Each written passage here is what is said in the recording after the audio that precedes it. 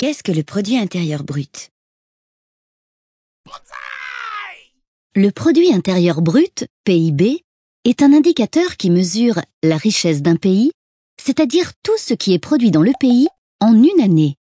Pour calculer ce PIB, une des possibilités est d'additionner les valeurs ajoutées de tout ce qui est produit dans le pays. On distingue deux types de valeurs ajoutées. Les valeurs ajoutées des productions non marchandes, c'est-à-dire celles produites par les administrations, comme une heure de cours réalisée par un enseignant.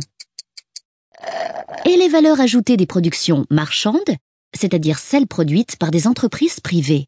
Elles sont égales à leur chiffre d'affaires, c'est-à-dire le prix des produits, multiplié par la quantité de produits vendus, moins l'ensemble des biens et des services détruits ou transformés lors du processus de production, c'est-à-dire les consommations intermédiaires. La notion de prix se retrouve donc dans les valeurs ajoutées utilisées pour le calcul du PIB. On parle de PIB nominal.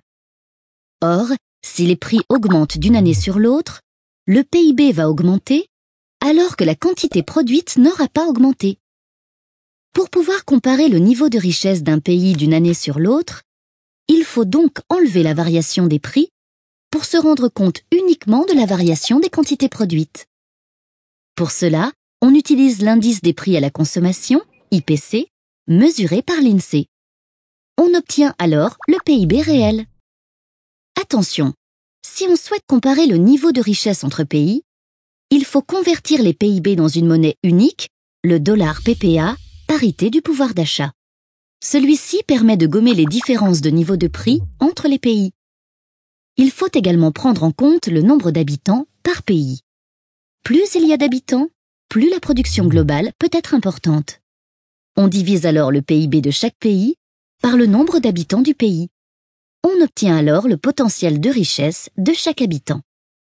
Cependant, la richesse d'un pays ne se limite pas forcément à sa production, mais pourrait également prendre en compte la qualité de vie dans ce pays. D'autres indicateurs, comme le bonheur intérieur brut, BIB, intègrent la santé ou l'équilibre entre la vie professionnelle et la vie de famille, par exemple. Ces nouveaux critères sont encore difficilement mesurables, mais permettent d'entrevoir une nouvelle approche de l'économie.